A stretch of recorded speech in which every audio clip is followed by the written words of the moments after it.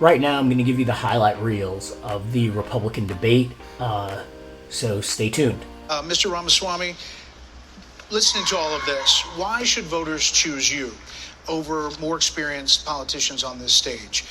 You're basically, a blank slate for people. You're 38 years old. You've said that you only voted in 2 presidential elections before this moment, this political race.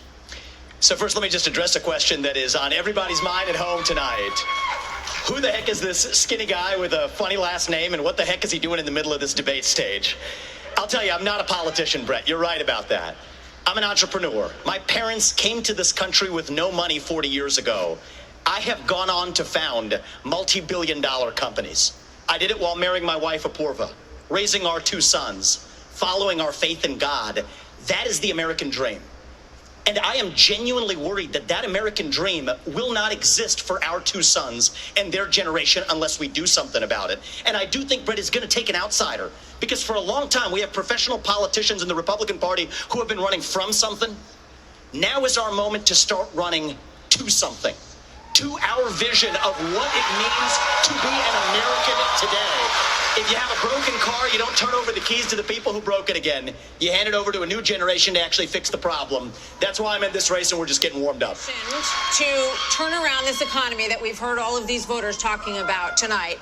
Then Mr. Ramaswamy, who is a successful entrepreneur nationally right now, he's beating you in the polls. Well, I don't care about polls. What I care about, the fact is that no one is telling the American people the truth.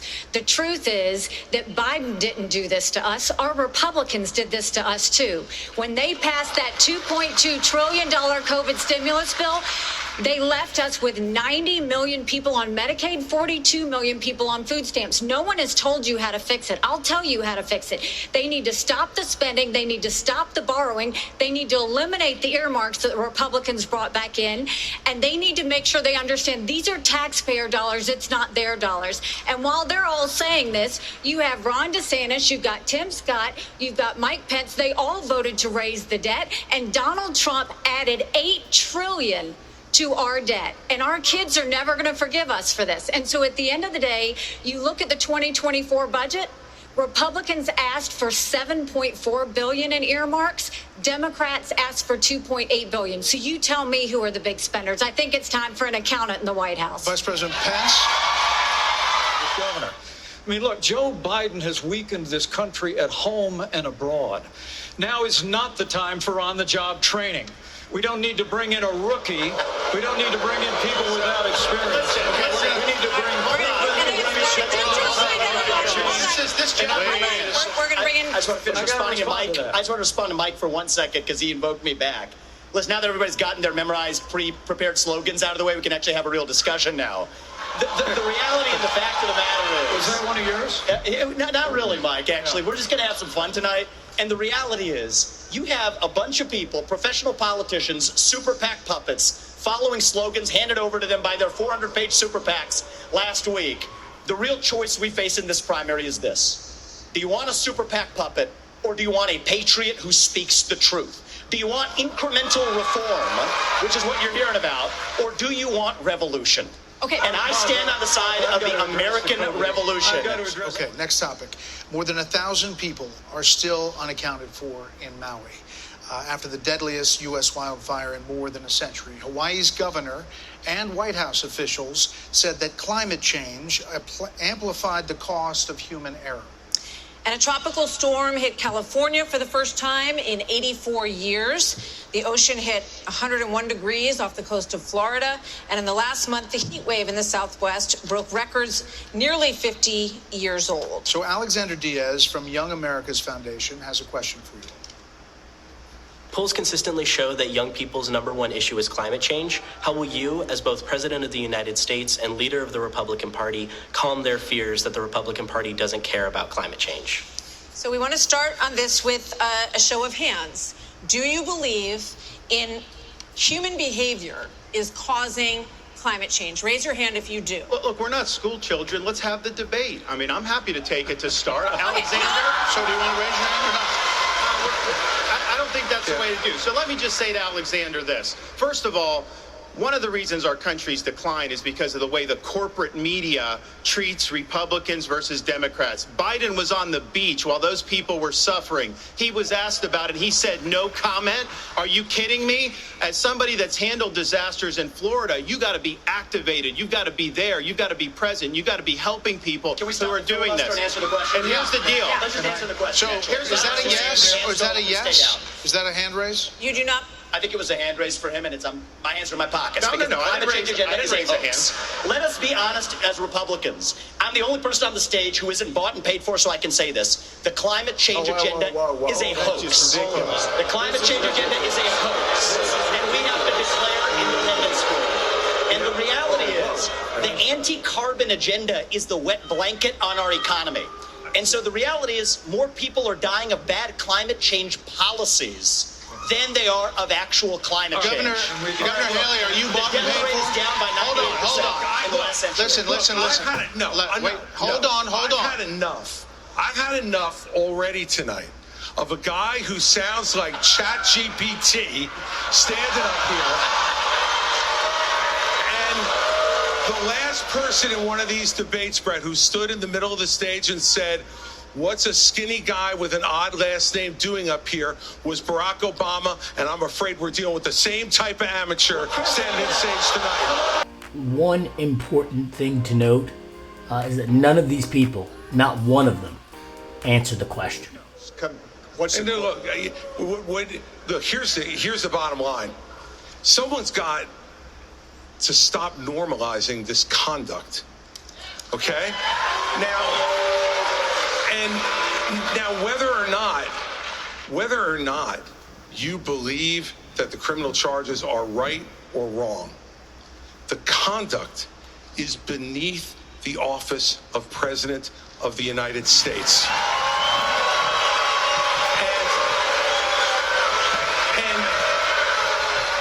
And you know, this is the great thing about this country. Booing is allowed, but it doesn't change the truth. It doesn't change the truth. Mr. Ramaswamy, you raised your hand supporting. I'd like to get in and respond. Let's just speak the truth, okay? President Trump, I believe, was the best president of the 21st century. It's a fact. And Chris Christie, honest to God, your claim that Donald Trump is motivated by vengeance and grievance would be a lot more credible if your entire campaign were not based on vengeance and grievance against one man. And if people at home want to see a bunch of people blindly bashing Donald Trump without an iota of vision for this country, they could just change the channel to MSNBC right now. But I'm not running for president of MSNBC. I am running for president of the United States. We're skating on thin ice, and we cannot set a precedent where the party in power uses police force to indict its political opponents. It is wrong. We have to end the weaponization of justice in this country. 30 seconds, Governor DeSantis. Look, let me tell you No, I'm sorry. something. 30 secones, Governor You Christie. make me laugh because Goes both ways, brother. you sit here in an answer. You sit here in an answer.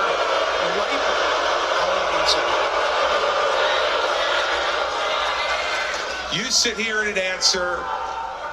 Go ahead, Governor on. Christie. Hold on, Governor Christie. Hold on. Well, So listen, the more time we spend doing this, the less time they can talk about issues you want to talk about. So let's just get through this section. Governor Christie. you sit here talking about how you want to stand up for the rule of law. Yes. And law and order. And the fact is that it can't be selective. In your book, you had much different things to say about Donald Trump than you're saying here tonight. That's not true. Well, it is very true. That is not It's true. very true. I read it, Because and there's I a know. difference Look, between bad behavior and illegal by the way, behavior, Chris, and you as a by the way, prosecutor should know better. Yeah, you know what? I know a lot There's better. a difference between bad behavior. And I know a lot better than you do. You've never done it like you've never done anything to try to advance the interests of this government except to put yourself forward as a candidate tonight. And here's the thing. We've stood up for law and order. I did it as U.S. attorney. I did it as governor. And I am not going to bow to anyone when we have a president of the United States who disrespects the Constitution. He said, Get your MSNBC contributors. he said, These are politicized indictments, and we have to call out the truth. Martha, it's important to say that the president said, Donald Trump said, it's okay to suspend the Constitution. Now, the oath you take is to preserve, protect, and defend, not suspend. I will always stand up for our Constitution, regardless of the political pressure. We're going to move on. No, we're going to. Martha, can I answer the question? Can I get in on this? Okay, I'd like to answer. I've you're already gonna like been in my on answer. it, Hang in Vice there. President Pence. All right, I'd like to answer the question Go you ahead. asked and not give a pre-canned speech.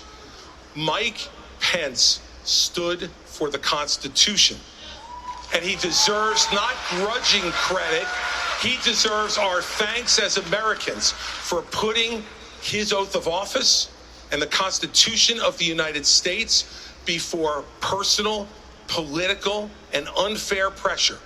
And the argument that we need to have in this party before we can move on to the issues that Ron talked about is we have to dispense with the person who said that we need to suspend the Constitution to put forward his political career. Mike Pence said no, and he deserves credit for it. Governor Haley, we'll come back. Vice President Pence was mentioned. You get 30 seconds. Yeah, well, let me be clear. Anybody that thinks that we can't solve the problems here in the United States and be the leader of the free world has a pretty small view of the greatest nation on earth. That is incorrect. We can do both, Vivek. We've done both. We've been the leader of the free world and the arsenal of democracy for years. The Reagan Doctrine years ago made it clear. We said, if you're willing to fight the communists on your soil, we'll give you the means to fight them there so our troops don't have to fight them. Vivek, if we do the giveaway that you want to give to Putin to give him his land, it's not going to be too long before he rolls across a NATO border, and frankly, our men and women of our armed forces are going to have to go and fight him. I want to let the Ukrainians fight and drive Putin and the Russians back out into Russia. I want to just So our briefly troops address aren't gonna have Pence. to make that Vice fight. President Pence. I have a newsflash. The USSR does not exist anymore. It fell back in 1990. Did I say the real USSR? threat? You talked about the communists, and the real communists that we have to address Do you right now not have is any the. idea what I let Vladimir Putin's aims you are? already spoke. Now I actually have something to say. Vladimir 30 Putin seconds. has been saying he wants to reestablish the old Soviet sphere You've made of your point, influence. Vice President. Vice Now, if President you think Pence, I'm you- sorry if I insulted him by calling him a communist. He is a dictator and a murderer, and the United States of America needs to stand against authoritarianism. All right. Mr. Ramaswamy, 30 Briefly seconds. respond. The real threat we face today is communist China, and we are driving Russia further into China's arms. The Russia-China military alliance is the single greatest threat we face. Nobody in either political party is talking about it, and I am the only non-neocon on this stage who will keep us out of war. Mr. Vice President, between we can't China hear. and Mr. Vice Russia President. is to give Russia Mr. Vice everything President. they've got. Mr. Vice President. Give them a promise that Ukraine will never be in NATO, and then somehow Mr. Vice President. China will not think about taking Taiwan. We achieve peace through strength. Mr. Vice and President. America needs to stand for freedom. Okay, 30 seconds is 30 seconds. Mr. Ramaswamy, you were mentioned. You get 30 seconds. So the reality is that today, Ukraine is not a priority for the United States of America. And I think that the same people who took us into the Iraq War, the same people who took us into the Vietnam War, you cannot start another no-win war. And I do not want to get to the point where we're sending our military resources abroad when we could be better using them here at home to protect our own borders, protect the homeland. All right. That will be my top priority in foreign I think policy. we gave you protect more this than the 30 homeland. seconds in the rebut. So I do want to get to some other people because everybody, we respect everybody's time here. So, Governor Haley, you did not raise your hand, meaning that you would support more funding for the Ukraine war. You have said of Governor DeSantis that you didn't appreciate it when he initially called it a territorial dispute. Why? First of all, the American president needs to have moral clarity. They need to know the difference between right and wrong. They need to know the difference between good and evil. When you look at the situation with Russia and Ukraine, here you have a pro-American country that was invaded by a thug. So when you want to talk about what has been given to Ukraine, less than 3.5% of our defense budget has been given to Ukraine. If you look at the percentages per GDP, 11 of the European countries have given more than the U.S. But what's really important is go back to when China and Russia held hands, shook hands before the Olympics, and named themselves unlimited partners. A win for Russia is a win for China. We have to know that. Ukraine is the first line of defense for us. And the problem that Vivek doesn't understand is he wants to hand Ukraine to Russia. He wants to let China eat Taiwan. He wants to go and stop funding Israel. You don't do that to friends. What you do instead is you have the backs of your friends. Ukraine is the front line of defense. Putin has said once Russia takes Ukraine, Poland and the Baltics are next. That's a world war. We're trying to prevent war. Look at what Putin did today. He killed Prigozhin. When I was at the UN, the Russian ambassador suddenly died. This guy is a murderer, and you are choosing a murderer over a pro-American country. First of all, Mr. Ramaswamy, you have 30 seconds. Mr. Dissent, Nikki, I wish you well in your future career on the boards of Lockheed and Raytheon. I'm not on but the boards of Lockheed and Raytheon. And Boeing came off of it, but you've been pushing this lie. You've been pushing this lie all week, Nikki. You want to go and defund Israel? You want to okay, let me address that. I'm glad you brought that up. I'm going to address each of those right now. This is the false lies of a professional politician. There you have it. Your watch, so the you will reality make America less safe. You have no foreign policy experience, and it shows. And you know what? It shows. The foreign policy experience that you all have shows in the pointless wars we've gotten into. I have to address that. So our relationship with Israel will never be stronger than by the end of my first term. But it's not quite. Now, over the next couple videos that I put out in the future, I'm going to be breaking down this debate. Who's telling the truth and who's giving you half-truth and who's just giving you straight-out lies. It's a lot more nuanced than I think you would think. At some level, everybody's telling the truth, and at some level, everybody's lying.